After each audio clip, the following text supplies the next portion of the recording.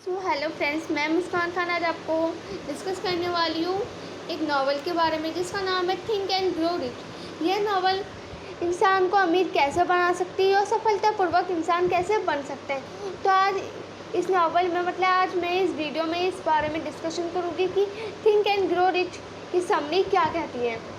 तो जान लेते हैं कि सबसे पहले ये बुक कब बनी थी। यह बुक नेपोलियन हिल ने 1937 में पहली बार लिखी थी और इसके अलावा नेपोलियन हिल ने काफ़ी सारी बुक्स बनाई थी, जैसे personality development, self help and investment से रिलेटेड काफ़ी सारी बुक्स उन्होंने लिखी है। एंड इनका जन्म, नेपोलियन हिल का जन्म 26 अक्टूबर 1883 में पाउंड वर्जीनिया में हुआ था। यह एक अमेरिकन लेखक थे और ये जो बुक है थिंक एंड ग्रो रिच, ये मनुष्य की लाइफ में सफलता और उसको ग्रो करने के लिए ये बुक लिखी थी और ये काफ़ी सारी अच्छी प्रेरणा देती है इंसान को अपनी लाइफ में ग्रो करने के लिए। तो अब हम जान लेते हैं कि ये थिंक एंड ग्रो रिच की जो बुक्स है इसमें अमीर बनने के काफ़ी सारे स्टेप्स हैं जो कि आज मैं आपको डिस्कशन करूँगी। फर्स्ट स्टेप आता है हमारा इच्छा डिज़ायर। हमारे मन में काफ़ी सारी इच्छाएं होती है कि हम ये करना चाहते हैं, वो करना चाहते हैं, पर क्या कभी किसी का हो पाया है?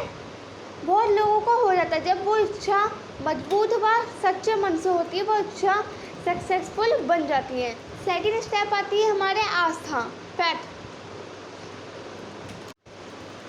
जैसे प्रकृति से चीज़ें, प्रकृति की हर चीज़ हमारे मन में जिस पे हम यकीन करते हैं, विश्वास रखते हैं और हमारे अंदर पॉजिटिविटी पैदा करते हैं। और जब हम पॉजिटिव सोचने लग जाते हैं तो आगे चलकर हमारे साथ बहुत ही ज़्यादा अच्छा होने लग जाता है। हम नेगेटिव सोचेंगे तो हमारे साथ नेगेटिव होगा, तो आपको पॉजिटिव सोचना है और आपके साथ पॉजिटिव ही होगा। थर्ड स्टेप आता है हमारा आउटर सजेशन। आउटर सजेशन में ये है कि जब हमारे माइंड में कुछ नहीं होता है, खाली ब्लैंक होता है, तब आपके मन में फालतू के ख्याल आ जाते हैं, तो क्या उसका कुछ फ़ायदा होता है? तो इसीलिए आपके माइंड में, दिमाग में हमेशा पॉजिटिव एंड अच्छे विचार डालिए, कभी नेगेटिव विचार ना डालें, क्योंकि आपके नेगेटिव आते हैं तो आपका माइंड काफ़ी कंफ्यूज हो जाता है। जब आपके मन में अच्छे विचार आएंगे तो आप काफ़ी अच्छा महसूस करेंगे और आगे बढ़ने की प्रेरणा आपको और ज़्यादा मिलती रहेगी।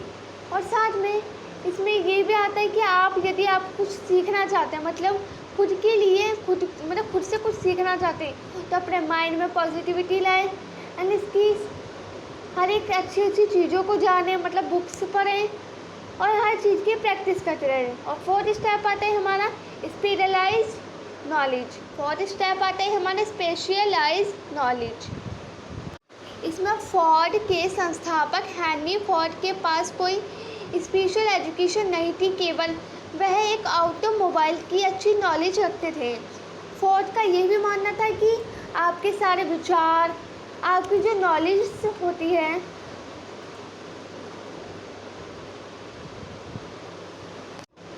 और कई लोगों के पास नॉलेज नहीं होती, क्या वो यह सब चीज़ें हमारे आने वाले जीवन में सफल बनाती हैं हमको? तो हमारे स्पेशलाइज नॉलेज का यही था कि आपके मन में काफ़ी सारे नॉलेज होती है या फिर आपके पास काफ़ी सारी जानकारियाँ होती है, पर तो स्पेशलाइज नॉलेज यही कहता है कि आपके पास काफ़ी सारी जानकारियाँ होती है, पर क्या और बहुत लोगों के पास क्या होता है, जानकारियाँ नहीं होती, तो क्या इन सब से क्या आप आगे बढ़ पाते हैं? तो इसके बारे में बस यही था। अब फिफ्थ आता है हमारा फिफ्थ स्टेप आ चुका है हमारा इमेजिनेशन। इमेजिनेशन की बात करें तो ये काफ़ी पुरानी बात है, पुराने समय की बात है, जब एक बूढ़ा आदमी देसी डॉक्टर एक केमिस्ट की दुकान पर जाकर क्लर्क से कहा, मेरे पास एक केटल है जिसमें लगे लकड़ी के पैडल को केटल में बन रही ड्रिंक को घुमाया जा सकता है और साथ में यह एक जादुई फार्मूला भी कहा जाता है तथा इसका इस्तेमाल क्लैर्क ने तथा इसका इस्तेमाल क्लैर्क किया सकता है इस्तेमाल करके क्या है। तो जब इसने कहा कि यह एक जादुई फार्मूला है तो उसने ये कहा कि मतलब कि हम इसका इस्तेमाल करके क्या फिर हम अमीर बन सकते हैं। फिर इसके बाद इसके बदले में तो फिर इसके बाद उन्होंने ये कहा कि इसके बदले के मैं उसे डॉक्टर को $500 देने होंगे। तो फिर इसके बाद बूढ़े आदमी ने उसे देसी डॉक्टर से कहा कि हाँ हम अमीर बन सकते हो तो पर इसके बदले में आपको मुझे $500 देने होंगे। तो फिर डॉक्टर ने कहा कि तो फिर उस डॉक्टर ने उसे 3 चीज़ें दी। पहली थी लाइफ सेविंग जो कि उसने फार्मूला पर लगा दी। सेकंड है शुगर इंडस्ट्री चलाई उन्होंने। और तीसरी थी उन्होंने एक बिजनेस कैपिटल बना लिया और इससे करते करते वह काफ़ी अमीर बन गए। कुछ इसी तरह कहानियों में काफ़ी देखा होगा कि आज के समय में कोको कोला की कंपनी और ऐसे कई सारी कंपनियां बहुत ज़्यादा आगे जा चुकी हैं। ऐसी बहुत सारी कंपनीज है जो काफ़ी आगे जा चुकी है और कई लोग बिजनेसमैन बन चुके हैं और कई सारे नए आइडियाज़ के कारण अच्छा खासा मुनाफा कमा रहे हैं। 6th स्टेप से हमारा प्लानिंग। अब प्लानिंग की बात आती है कि किसी भी फील्ड में हम जाते हैं, आपको करियर हो या फिर बिजनेस हो, उसमें आपको सफल होना ज़रूरी होता है। प्लानिंग का तात्पर्य यह भी कि आपके जो स्किल गोल होते हैं आपको उस तक पहुंचने के लिए आपको काफ़ी सफल बनना होता है। तो प्लानिंग से आप ये भी समझ सकते हैं कि अपनी सक्सेसफुल चाहे आपकी कितनी भी दूरी हो तो आपको उस पर कपड़ा काम करते रहना चाहिए। प्लानिंग को दूसरे शब्दों में ये भी कहा जा सकता है कि आपकी लाइफ में जो चीज़ आप करना चाहते हो पर वो आपसे काफ़ी दूर है पर आप उस पर मेहनत करते रहें, क्योंकि आपने मेहनत करनी छोड़ी तो आप असफलता के पीछे मतलब असफल हो सकते हैं। तो कभी भी अपने काम को पीछे ना छोड़ें, देर से ही आपको सफलता मिल सकती है। 7 स्टेप आता है हमारा डिसीज़न। अब इसमें आता है कि आपकी जो बनाने की क्षमता होती है। 7 स्टेप आता है हमारा डिसीज़न। अब यह होता है कि आपकी लाइफ में कुछ क्वेश्चंस आ जाते हैं या फिर कोई आपके सामने कोई प्रॉब्लम फेस करनी होती है, उस समय आपको कुछ आइडिया नहीं होता कि आपको क्या करना है और क्या डिसीज़न लेना है। अचानक से आपके माइंड में सही मतलब अच्छा डिसीज़न आ जाता है, तो यह एक स्किल होती है। जैसे रतन टाटा जी कहते हैं कि वो सबसे पहले डिसीज़न लेते हैं कि सही साबित करने में विश्वास रखता हूँ। मतलब कि जब आप कुछ चीज़ कर रहे हो तो आपको हमेशा अच्छा डिसीज़न लेना है और आगे बढ़ते रहना है। और आपकी डिसीज़न मेकिंग की क्षमता आपको सक्सेसफुल लोगों के सामने खड़ा कर देती है। और सही समय पे सही डिसीज़न लेना एक कला है। 8 स्टेप आता है हमारा पेर्सिस्टेंस। यह एक किसी सफलता व्यक्ति को प्राप्त करने के लिए निरंतर चलते ज़रूरी रहना चाहिए। क्या 8 स्टेप आता है हमारा पेर्सिस्टेंस। इसमें यह है कि यदि आप अपनी सफलता को पाने के लिए काम कर रहे हैं तो कभी ना रुकें, हमेशा अपने काम पर ध्यान दें।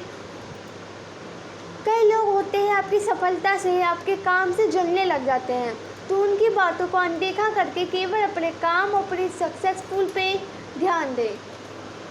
भले ही दोस्तों आप धीमे धीमे करके आगे बढ़ें, पर हमेशा आपको दूसरों की बातों को अनसुना करके अपने गोल अपने अहम मुद्दे पर पहुंचना ज़रूरी है। नेक्स्ट है हमारा स्टेप 9। यह है पावर ऑफ मास्टर माइंड। अब इससे आप थोड़ा माइंड हो चुका हो कि इसमें क्या है क्या नहीं। अब नेक्स्ट स्टेप आता है हमारा step 9 power of master mind. इसमें यह है कि आपके पास काफ़ी सारी जानकारियाँ एंड पावर्स होती हैं,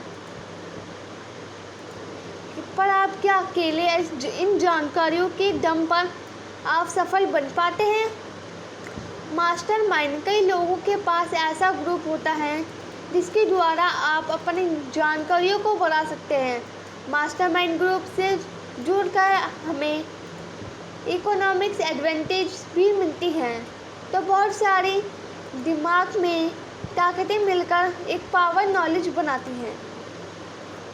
तो आपको इसका यह तात्पर्य यह है कि जब आपको कुछ चीज़ें सीखनी है या फिर आपको इच्छा होती है कि आपको इन चीज़ों के बारे में जानना है, तो आपके पास काफ़ी सारी वीडियोज़ होती है, आप उसको देखकर अपने माइंड में मतलब कि जो भी आपको नॉलेज लेनी होती है वो आप ले सकते हैं। और इसे ही हम मास्टरमाइंड कहते हैं कि आप कुछ चीज़ सीख रहे हो तो आप आसानी से इजीली से सीख सकते हैं, वो मास्टरमाइंड के अंदर आ जाती है। अब 10th स्टेप आता है हमारे एनर्जी। और एनर्जी की बात करें तो ये हमारे शरीर में हमारे दूसरे फॉर्म में बदलती रहती है, जिसे ट्रांसम्यूटेशन भी कहा जाता है।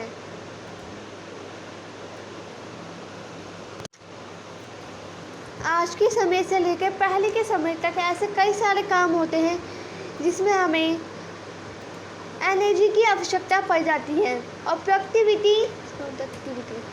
प्रोडक्टिविटी के कामों का इस्तेमाल भी किया जा सकता है।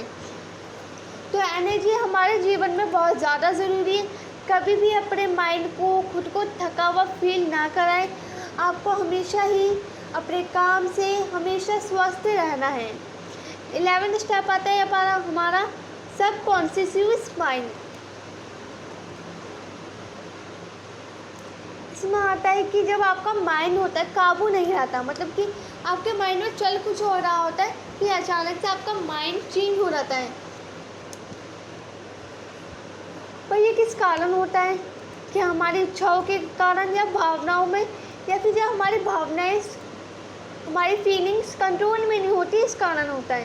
तो इसमें हमेशा अपने माइंड में अपने पॉजिटिव थिंकिंग को बनाए रखना चाहिए, क्योंकि कभी कभार ऐसा हो जाता है कि हमारे मन में नेगेटिविटी आ जाती है, जिससे हमारा माइंड हमारा दिमाग नहीं चल पाता। हमें लगता है कि हाँ ये सब चीज़ें नहीं हो सकती, मतलब जो चीज़ हो सकती है उसके लिए भी हम ये सोचते हैं कि ये कभी हो ही नहीं सकती। तो अपने माइंड में हमेशा पॉजिटिविटी लाएं एंड आगे बढ़ते जाएं, और जिससे आप आसानी से सफलतापूर्वक व्यक्ति बन सकते हैं। अब 12th स्टेप आते हैं हमारा द ब्रेन। ब्रेन का मतलब यह है कि दिमाग, जैसे कि सबको मालूम ही होगा माइंड हमारा एक पावरफुल मशीन है जिसमें हम बहुत कुछ सोचते हैं और करने के बारे में सोचते हैं बहुत। हमारा नेक्स्ट स्टेप आता है 12 steps the brain. The brain में यह है, ब्रेन का मतलब तो है माइंड, मतलब दिमाग। और माइंड हमारी एक ऐसी मशीन है जिसमें हमारे काफ़ी अच्छे विचार, बुरे विचार, बहुत सी ऐसी चीज़ें चलती रहती हैं, पर उनकी हमारी सफलता में बहुत बड़ा योगदान बना रहता है। यदि आपके दिमाग में, माइंड में पावरफुल बनाने के लिए आपको प्रयास करना रहना चाहिए, मतलब कि आपको अपने माइंड को पावरफुल बनाने के लिए अभ्यास करते रहना चाहिए। इसके लिए आपको बुक्स रीड करनी चाहिए, क्विज गेम भी खेल लेना चाहिए। ऐसा नहीं है कि गेम खेलने से इंसान गलत बन जाता, पर नहीं, कुछ गेम्स ऐसे होते हैं जिससे आपका माइंड फ्रेश होता है। तो आप बुक्स पढ़ के, गेम्स खेल के अपने माइंड को, अपने दिमाग को पावरफुल और सफलतापूर्वक बना सकते हैं। अब आ चुका है नेक्स्ट स्टेप हमारा 6th सेंस। यहाँ तक सो स्टूडेंट्स हमारी जो नॉवल की फिनिश हो चुकी है। आई विश आपको समझ आ चुका कि अपनी लाइफ को, आपको दैनिक जीवन को कैसे स्वस्थ बनाना है, कैसे सफलतापूर्वक बनाना है। और इसके अलावा आपको और कोई वीडियो चाहिए, मतलब दोस्तों यहाँ तक हमारी ये जो वीडियो थी यहाँ तक फिनिश हो चुकी है। आई विश आपको अच्छे से समझ आ चुकी होगी, है ना, आपको आइडिया हो गया होगा अब आपको अपने दैनिक जीवन को कैसे स्वस्थ और सफलतापूर्वक बनाना है। और ऐसी ही वीडियो पाने के लिए आपको हमारे चैनल को सब्सक्राइब करना होगा एंड बेल आइकन को बजाइए, जिससे आपको हर एक वीडियो का अपडेशन मिलता रहेगा। तो हमारे इस चैनल पर यूँ ही बने रहें। Thanks for watching.